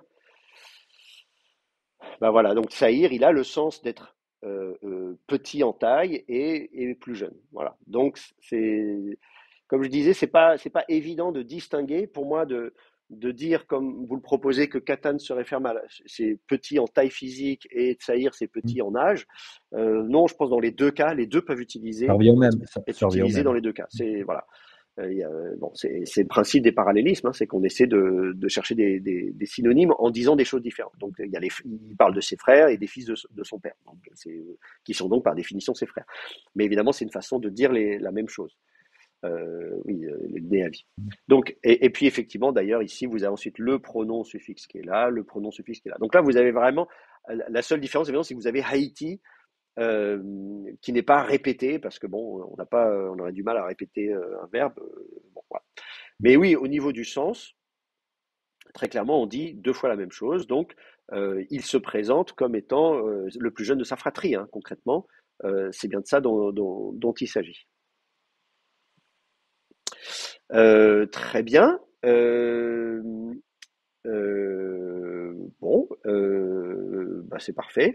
On, Une on- remarque, s'il vous plaît? oui, oui, je vous écoute.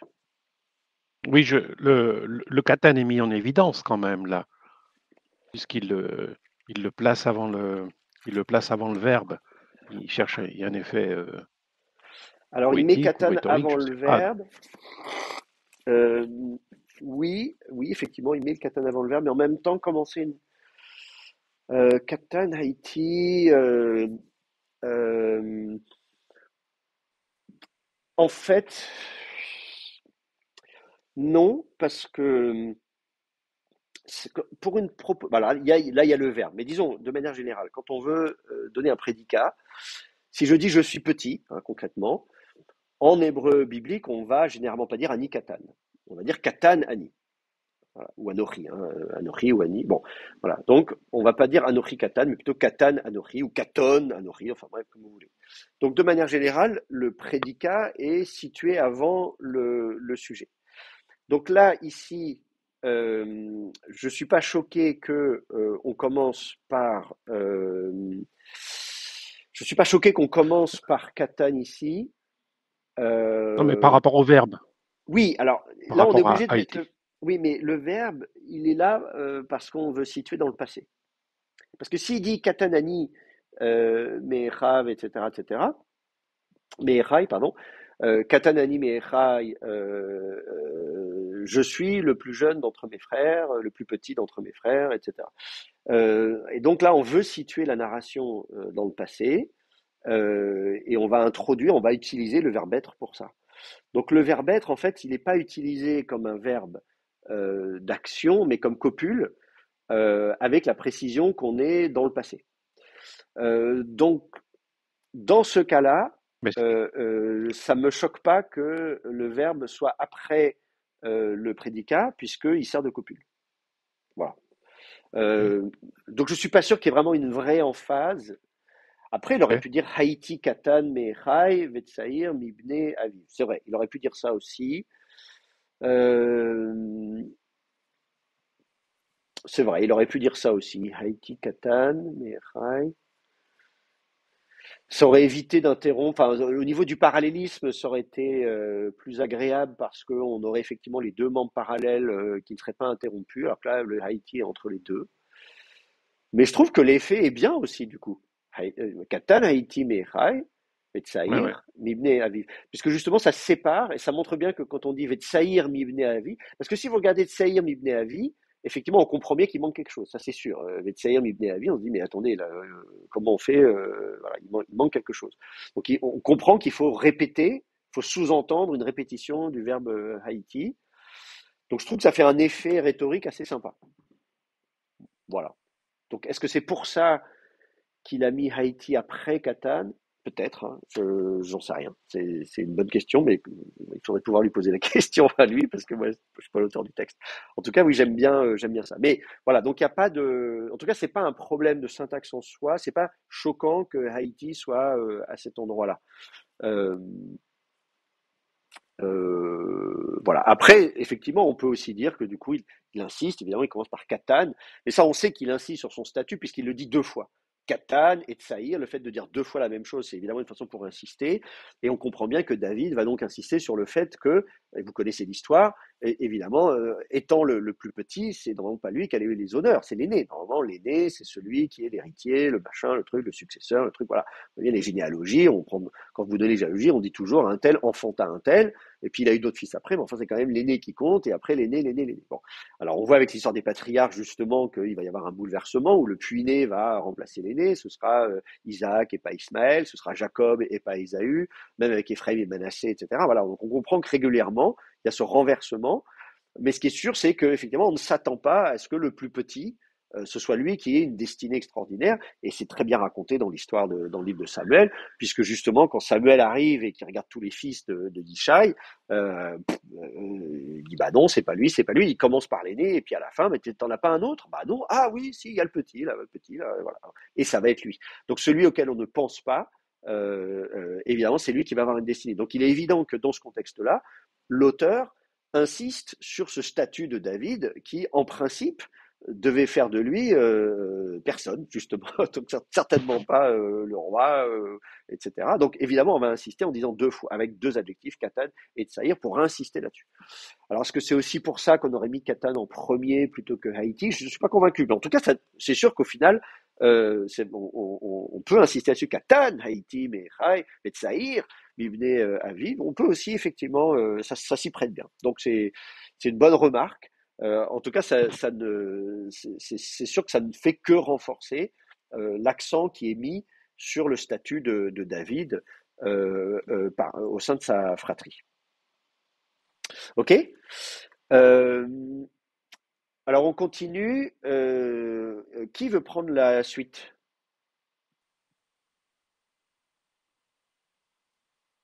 Est-ce qu'on a un candidat? Je sais que tout à l'heure Lucie essayait de parler. Oups, pardon. Je vais, je suis en train de bouger tout mon truc. Est-ce que on a un problème de son? Alors je ne sais pas. Je n'entends pas Lucie. Je sais qu'elle parle. Elle a ouvert son micro, mais il y a un problème de connexion. Je pense que c'est pas la bonne entrée son. Moi, ça m'arrive des fois, c'est qu'au lieu de prendre mon oreillette, il prend une autre entrée ou je ne sais quoi. Mais bon, sinon, tant pis, hein, on va demander à quelqu'un d'autre. Euh,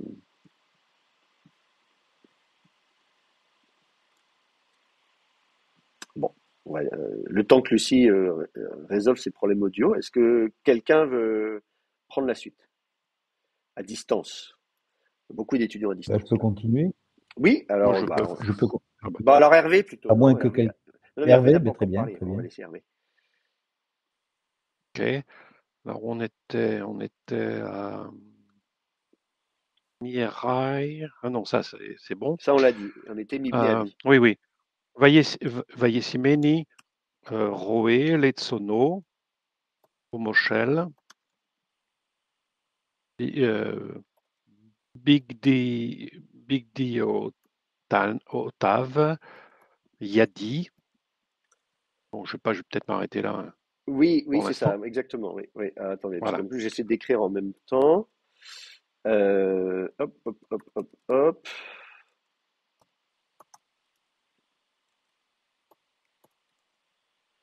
Alors, comment on va vocaliser tout ça, puisque je vois que ça vous intéresse de vocaliser. Alors, Vaillé Patar, sous le Vav.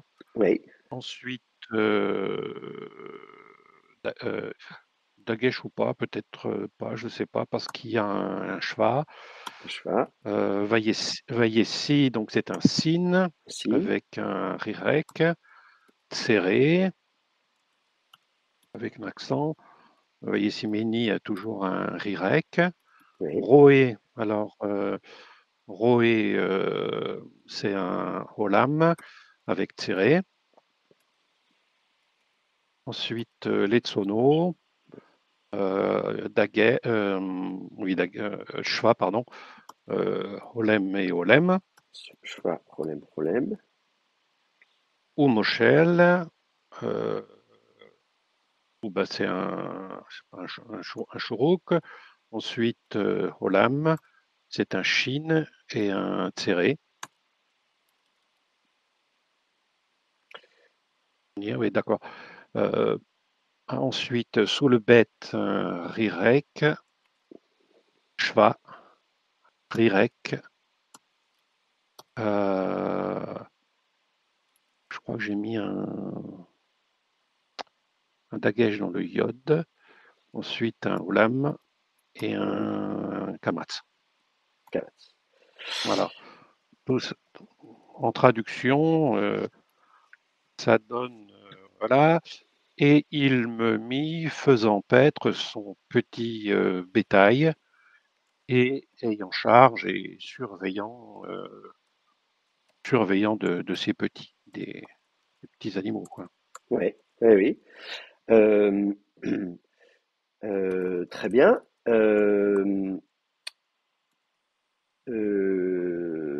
Très bien, très bien, très bien. Euh, Qu'est-ce qu'on peut dire là-dessus? Pardon, Alors, oui, excusez-moi. Il faut pas un dagesh dans le bête? Oui, oui, il y en a un. Oui, effectivement. Oui, j'ai oublié. un dagage dans le bête. Très bien. Merci pour les remarques. Euh, alors, on va regarder un petit peu en détail. Donc, effectivement, il m'a placé, hein, le verbe sim, placé, euh, ovayictol, vaïsim, vayassim, vayasem, etc. Et vaïsimeni, puisqu'effectivement, on a un pronom suffixe. Alors, qu'est-ce que je peux vous dire? Il y a effectivement euh, la question du dagesh dans le yod qui va probablement tomber, parce qu'effectivement, d'un côté, il y a une Mhm. gémination mais en même temps, il a un schwa. Donc, en général, on va avoir, quand c'est comme ça, une chute euh, euh, de la voyelle, enfin et du dagesh, du coup, la chute de la voyelle entraîne la chute du dagesh. Euh, euh, Pas forcément, cela dit. Bon, bref, je sais pas. Bon.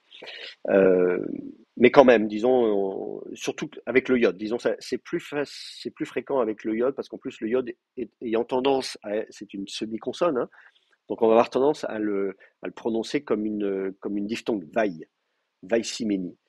Donc Oui, parce que quand on dit Vaïasem, il est pas redoublé en général, le iode, quand ah on bah dit oui, bah, si vous dites hein? vaïasem, oui, mais parce qu'il a un kamet en dessous.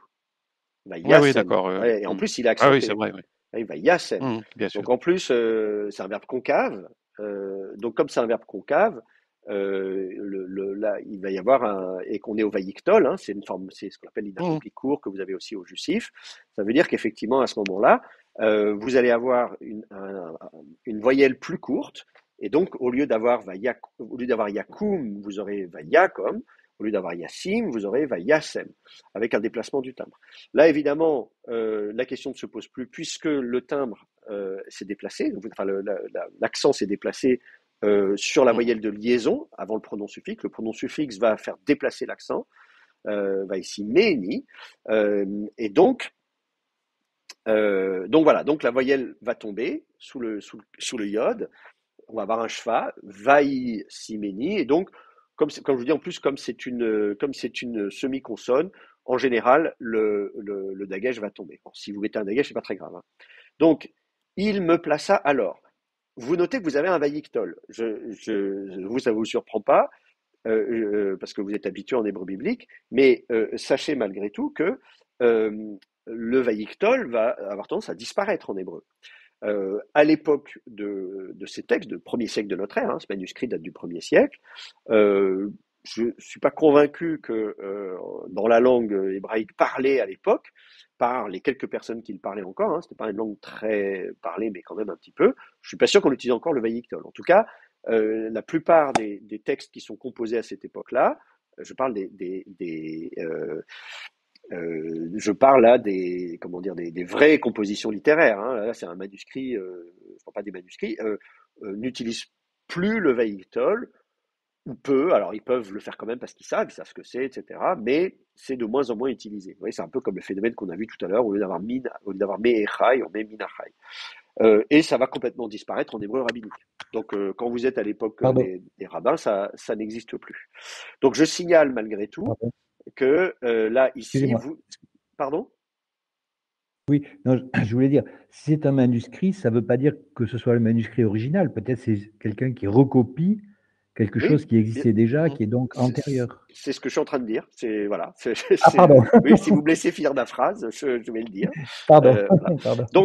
Donc, effectivement, ce qui est très intéressant, c'est que comme on constate que donc on est dans une phase transitoire où le vaïktol tend à disparaître et ne sera plus utilisé à l'époque rabbinique, etc.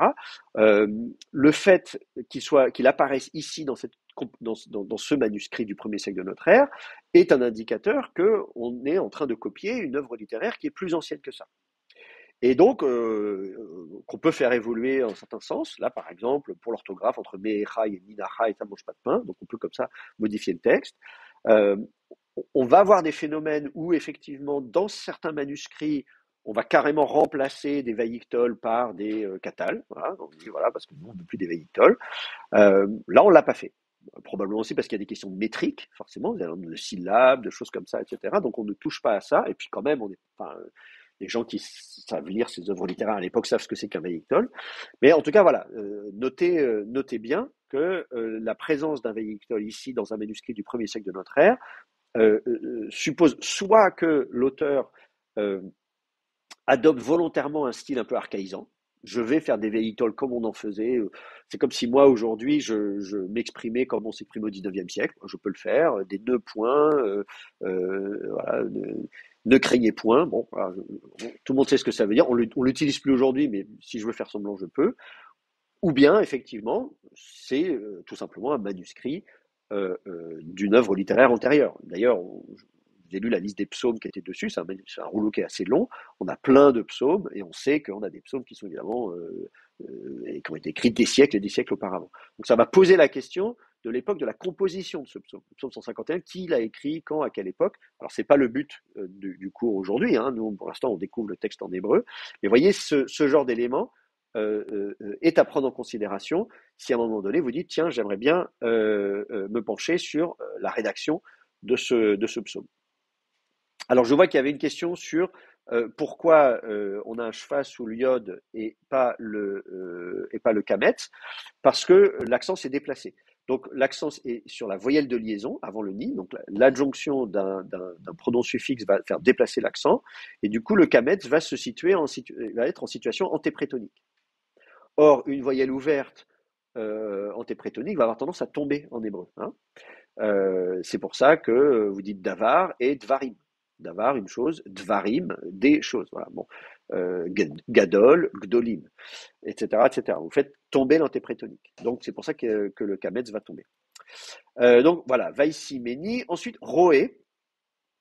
Alors, là, on reconnaît le participe actif du verbe ra'a, hein, le verbe paître, faire paître. Et donc, roé, avec en plus une mère de lecture vav, donc là, ça nous aide, parce que si vous aviez juste eu resh ayin he, on aurait pu hésiter. Mais là, effectivement, la présence d'une mère de lecture vav dit que c'est effectivement probablement un participe actif, roé. Notez que le participe actif des verbes troisième faible s'écrit normalement avec un ségol au lieu d'un tséré. Donc kotel avec un tséré, mais normalement roé avec un ségol. Donc vous allez avoir un ségol, sauf si vous avez un état construit, où là vous allez retrouver un tséré. Donc la question c'est est-ce qu'on a un état construit? Est-ce que c'est voilà ou pas? Non, non, non, non. Donc, alors pourquoi est-ce qu'on n'a pas d'état construit? À cause de la préposition letsono. Voilà, effectivement. Si vous n'aviez pas la préposition lamed, roetsono, le pâtre de son troupeau, là il n'y a pas de problème. Mais comme il y a la préposition lamed, on est à l'état absolu et donc on va plutôt l'écrire roé avec un ségol. Je ne sais pas s'il peut y avoir des exceptions, hein, on peut vérifier. On peut vérifier vite fait. Si vous regardez le verbe ra'a et vous regardez les formes au participe, voilà, vous avez roetson, là c'est du pluriel, du pluriel, du pluriel, du pluriel. Là vous avez roé, vous voyez, ici avec le ségol, roé, roim, etc. Donc voilà, ça va dépendre, roetson, etc. Donc effectivement, comme je dis, si vous aviez un état construit, euh, voilà, bon, ça aurait été différent. Roé, donc Letsono, ensuite a son troupeau. Alors, Tsono, il est écrit comme ça. Là, je vais vérifier que je dis pas de bêtises, parce que on va regarder sur la photo quand même. Là, on est passé du coup, voilà. Vous voyez ici, Roé Letsono. Vous voyez que Tson est écrit comme ceci, sans le Aleph, n'est-ce pas? Alors que Tson, normalement, il y a un Aleph dedans. Si je reprends les exemples que j'avais montrés tout à l'heure, là, vous voyez, hein, Roé, Batson, Tson, normalement, s'écrit avec un Aleph, Tson. La racine, c'est Tsadé, Aleph, Nun. Donc, évidemment, le Aleph qui est censé fermer la syllabe ne se prononce pas, il devient quiescent. C'est comme dans Roche, par exemple. Et donc, à partir du moment où il est en syllabe, où il devient quiescent, on se pose la question de savoir est-ce que ça sert à quelque chose de le noter ou pas. Alors, soit on dit, bah si, on le note parce qu'il fait partie de la racine, ou d'ailleurs je dis que le nun fait partie de la racine, mais le nun peut être une post-formante aussi. Donc on peut aussi imaginer une racine sadé aleph, une racine faible à laquelle il manque quelque chose. Hein. Ça peut être racine Enfin voilà, donc je ne vais pas rentrer dans le, dans le débat sur l'étymologie de Tson. Mais en tout cas, ce qui est sûr, c'est que le Aleph, il fait partie de la racine. Mais donc soit vous gardez une orthographe historique, soit vous dites, bah, je ne l'écris plus. Le fait de ne pas l'écrire confirme le fait qu'il était devenu quiescent. Parce que là encore, nous on est habitué à la vocalisation massorétique, Tson. En hébreu massorétique, le Aleph est devenu quiescent. Roche, en hébreu massorétique, le Aleph est devenu quiescent. Mais est-ce qu'on peut imaginer que, il est même très probable que jusqu'à une certaine époque, on disait pas roche, mais roche, comme ça, en bloquant le Aleph. Normalement, le Aleph, c'est un coup de glotte qui bloque le passage de l'air. Roche. Voilà. Son.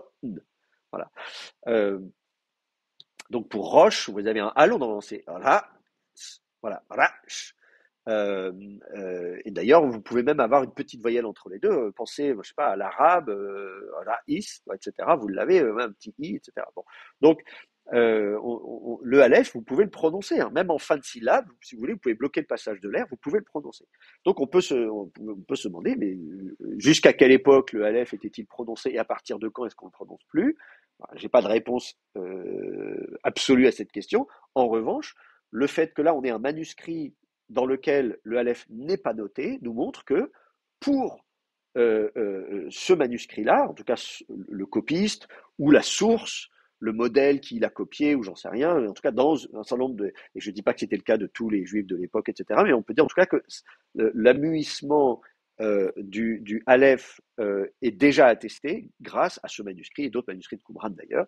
Donc on peut dire qu'en tout cas dans certains milieux du judaïsme, au tournant de notre ère, eh bien, on ne prononçait plus le Aleph dans ces conditions-là. Donc, l'orthographe est utile de ce point de vue-là pour bien documenter l'évolution de la langue hébraïque.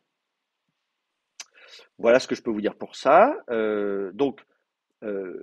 Pâtre, donc il m'établit pâtre pour son troupeau. Alors, il, au fait, c'est qui? Il m'établit pâtre pour son troupeau.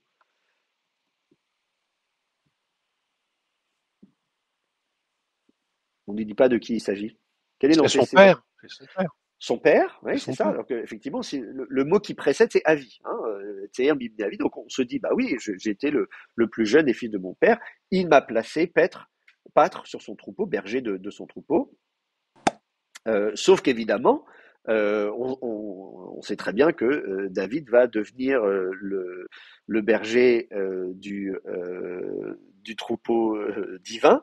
Et comme on a mis aussi Alléluia au début, louer Yah, on peut aussi dire, bah non, c'est Yah qui m'a établi sur son troupeau. Voyez, donc il est les deux, David. Il est à la fois le berger du troupeau de son père quand il était gamin, mais il est aussi devenu le berger du troupeau de Dieu, c'est-à-dire le peuple d'Israël. Voilà. Il y a une question, je vois. François pose une question. Oui, j'avais lu que Tson désignait plus particulièrement le petit bétail. Est-ce Oui, que c'est une absolument. nuance Tson, qui c'est le existe petit. ici ou pas? Oui, absolument. Tson, c'est le petit bétail. Oui, j'ai dit troupeau, mais c'est vrai qu'effectivement, il vaut mieux le traduire par petit bétail, c'est plus précis. Bakar étant le gros bétail. Tson et Bakar. Non, merci de le préciser. Oui, effectivement. Donc, Tson et Bakar, c'est les deux termes que vous allez trouver. Petit bétail, gros bétail. C'est les ovins et les bovins, hein, concrètement. Hein, voilà, c'est un troupeau d'ovins. Ça peut être des moutons, des chèvres. Voilà, le petit bétail. Voilà. Ensuite, alors qu'est-ce qu'on a? Euh, ensuite, voilà, ou Moshel. Alors ensuite, on continue. Voilà, on retrouve le texte. Alors ensuite, on a de nouveau un participe actif. Voilà, c'est Moshel, donc il n'y a pas de difficulté parce que la racine, on la connaît bien. C'est celui qui dirige, hein, le Machal, le Limchol. C'est vraiment l'idée voilà, de diriger. C'est une racine qui est encore utilisée aujourd'hui. Je crois que le chef du gouvernement, c'est Rosh Hamamshelet ou quelque chose comme ça en hébreu moderne. Donc la tête de celui qui gouverne, hein, qui dirige. Donc il est gouvernant ou gouverneur, je ne sais pas comment il faut dire. Et euh, euh, ensuite, on a un autre terme. Alors effectivement, donc Bigdiotav. Alors on a le terme c'est Gdia. Euh, euh, le terme c'est Gdia. Vous connaissez ce terme également au singulier. Hein. On a en hébreu on a le terme Gdi, qui existe déjà, donc au singulier, euh, euh, donc qui est le petit d'une chèvre, hein, ou d'un bouc, enfin, enfin bref, je sais pas comment faut dire ça, ou des moutons d'ailleurs, enfin voilà, c'est pas, je suis pas sûr que ça, ouais, enfin voilà, d'un ovin, on va dire, voilà. Euh, et donc vous l'avez au masculin, Gdi, et vous l'avez au féminin, Gdiya. Euh, euh, voilà. Et là, donc, c'est du féminin qui est au pluriel. Donc, si vous le mettez au féminin, va se poser la question de savoir comment on va le mettre au pluriel, pardon. Euh, et oui, François, une question encore? Je vous écoute. Je suis toujours un peu en avance sur mon époque.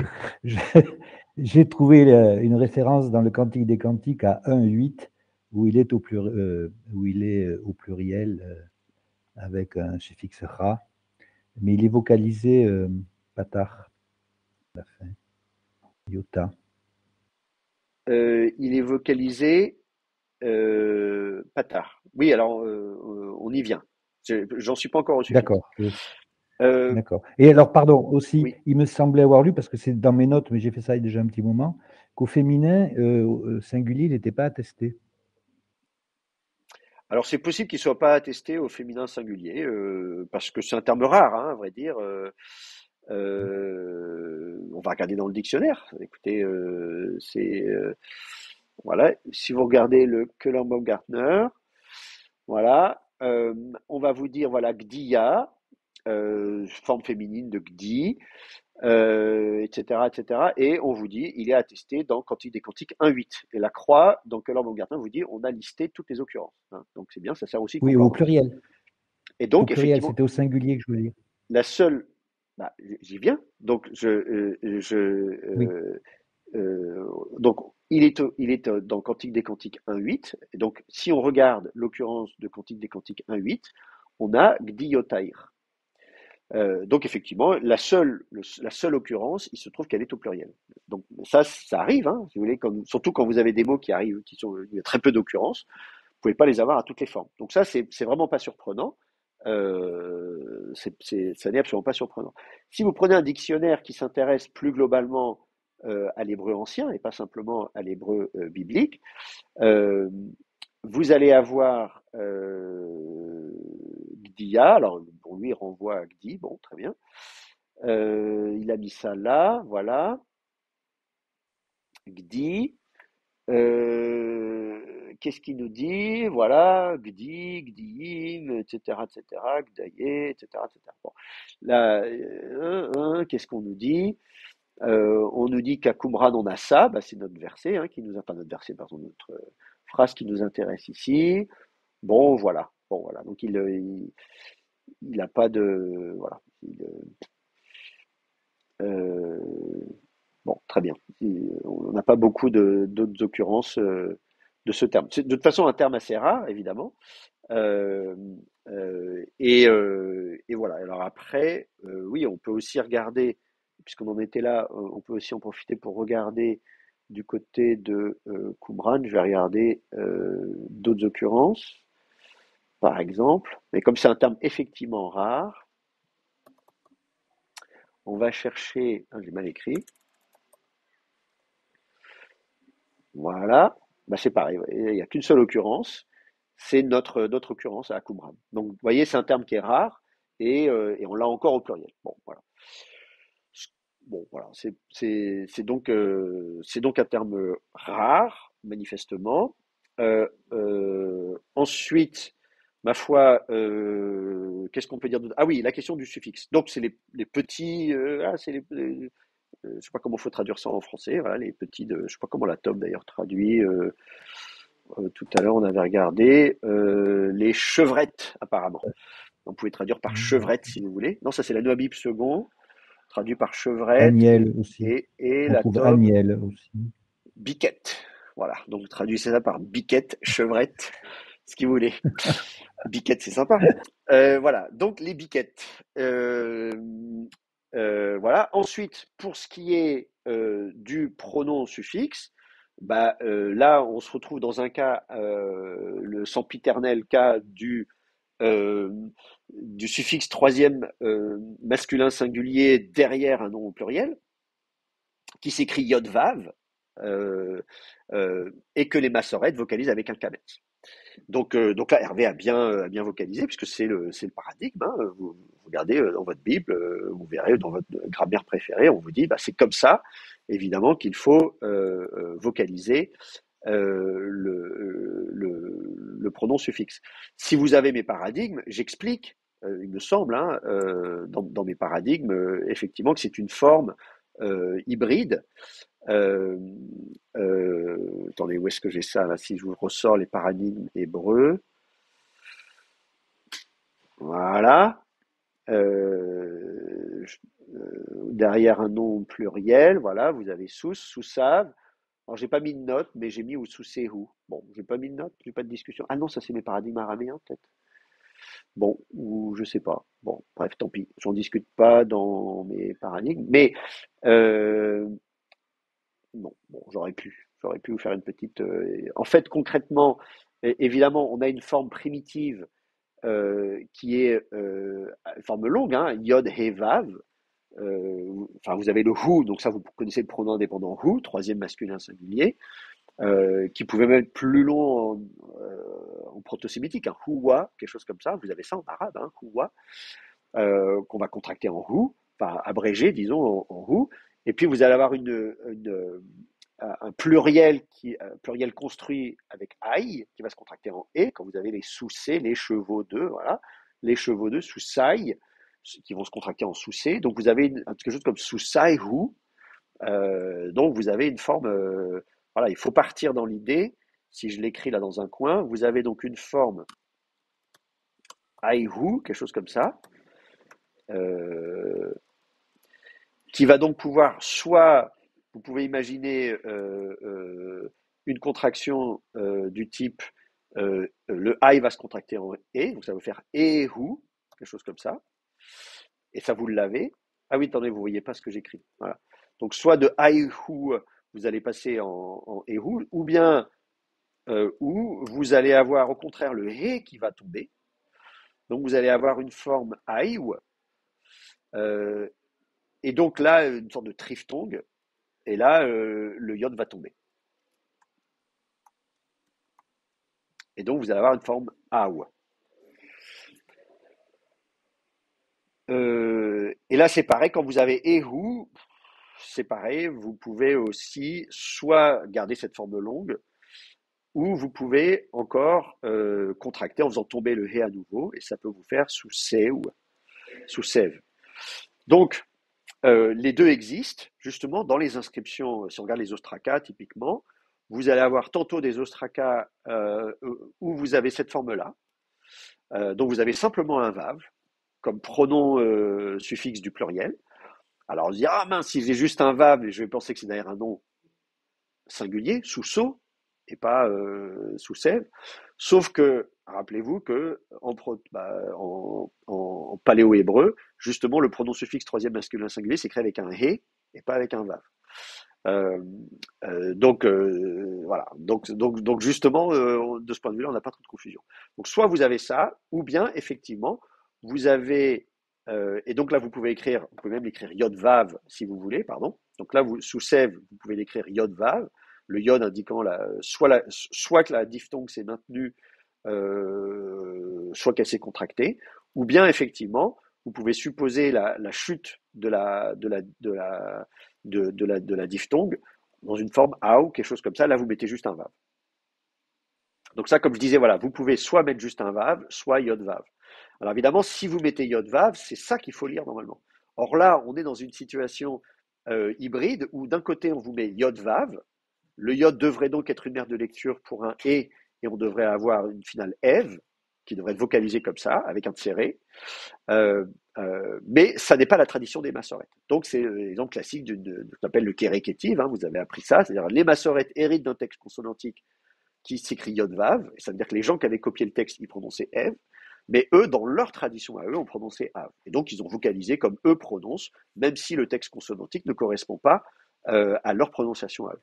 Alors là, du coup, nous, qu'est-ce qu'on fait? Bon, on a dit qu'on vocalisait comme les massorettes, donc on fait comme eux, mais on fait violence au texte. C'est sûr qu'en vocalisant Kametz Yod Vav, il est certain que, ou à peu près certain que le copiste, lui, c'est pas comme ça qu'il prononçait. Lui, il devait prononcer avec un serré, il devait prononcer Eve ou E, ou d'ailleurs le Vav devait être prononcé We à l'époque, un truc comme ça. Bon, voilà. Nous, on fait comme les massorettes font, donc voilà, on respecte y compris les kérécutifs parce qu'on est vraiment discipliné, et donc on va vocaliser comme ça avec un kametz.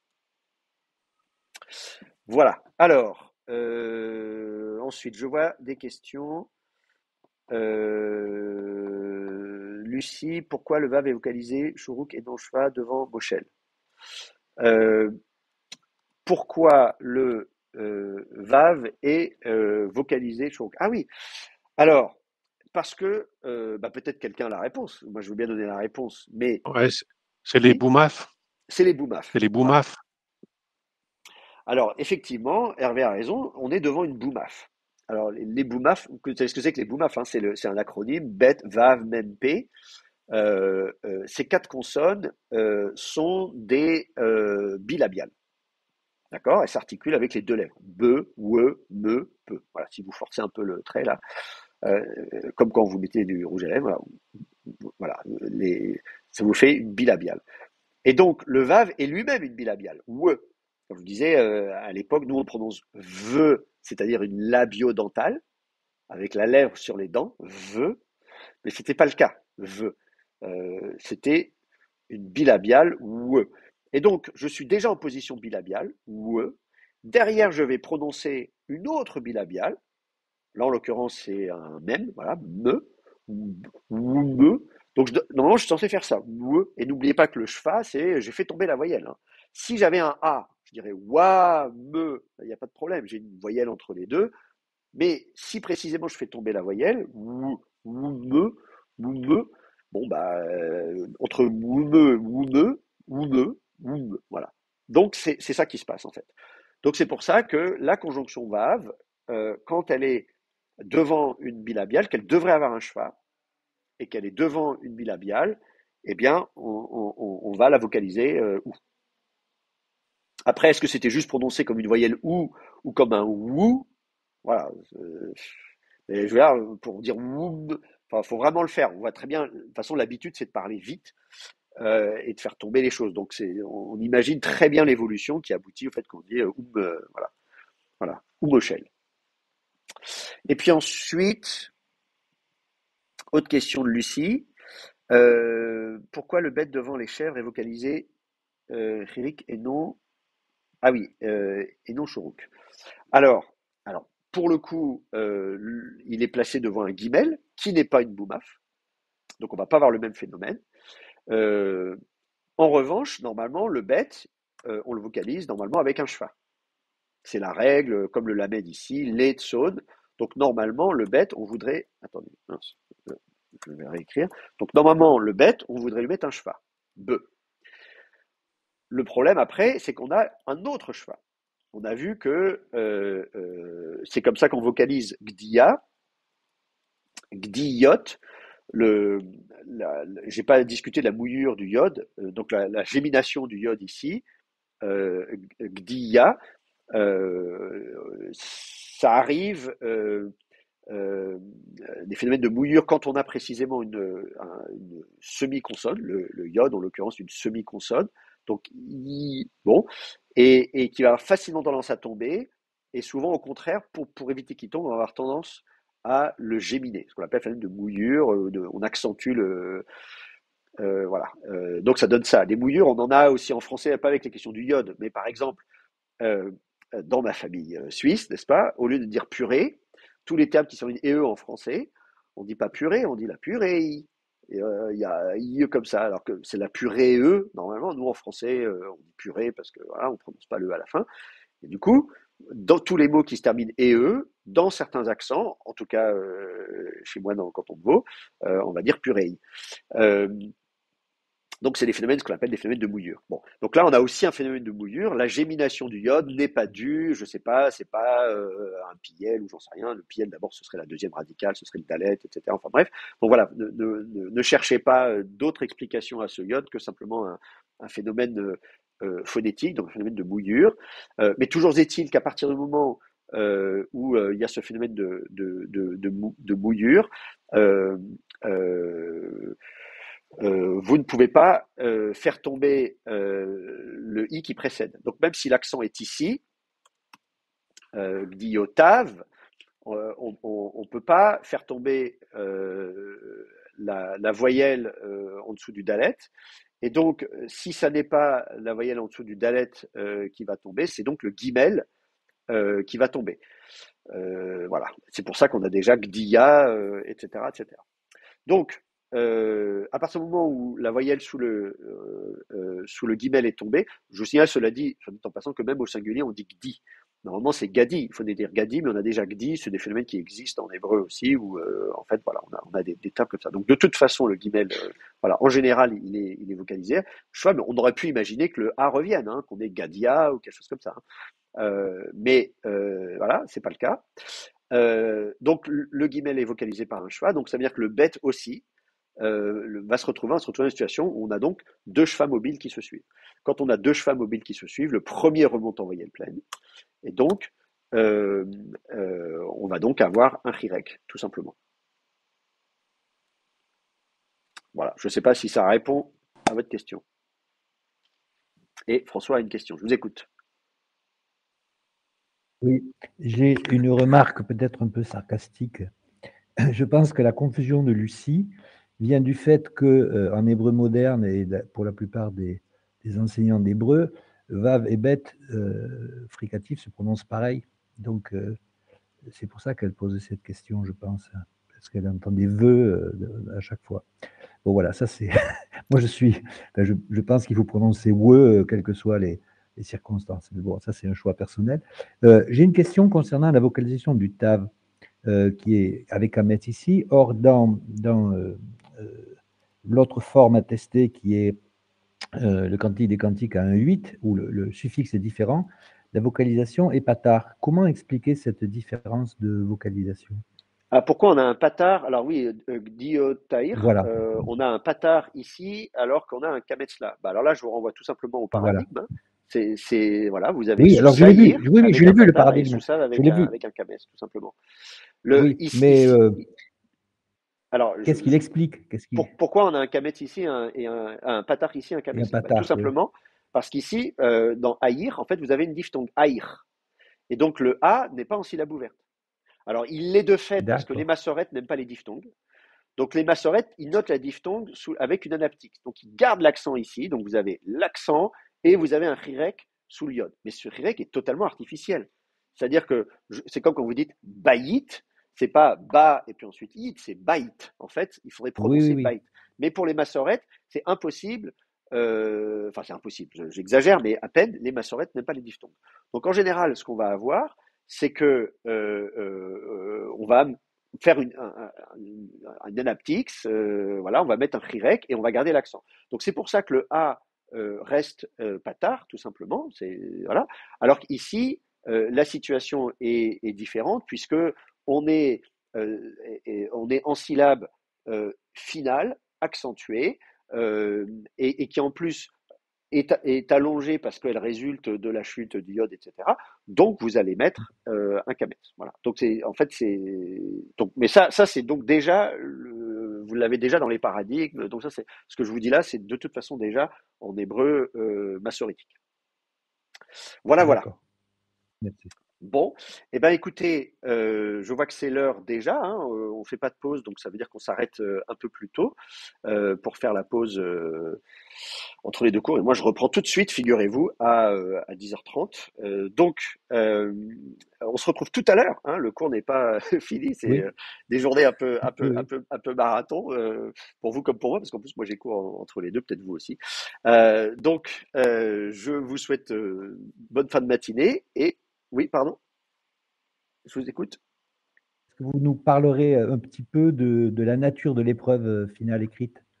La nature de l'épreuve finale écrite, alors écoutez, j'y ai pas réfléchi. Et donc, c'est quoi? C'est une épreuve écrite, c'est ça? Ça dure combien de temps? Vous savez 2 pas? heures avec document. 2 heures avec 2 heures avec document. document. Bah voilà, bah écoutez, voilà, vous aurez un texte comme ça, 2 heures avec document. C'est aussi simple que ça. Vous ferez exactement ce que vous Oui, mais faites là, alors, mais avec un autre texte. Voilà, tout oui, oui. simplement. Voilà. Excusez-moi, alors je Oui, prends 2 minutes pour compléter. Les documents, moi j'ai pas mal de mes documents sur l'ordinateur, c'est ce que vous c'est-à-dire voulez. est-ce Oui, que oui, tout ce que l'usage de vous voulez. l'ordinateur Tout ce que vous voulez. Moi, quand je dis document, d'accord, c'est tout ce que vous voulez. Moi, ouais, pas de problème. Voilà, voilà. d'accord. Bon, eh Merci, ben, merci beaucoup. voilà. Donc, À ce soir. bonne fin de matinée à tous, bon travail, et on se retrouve tout à l'heure.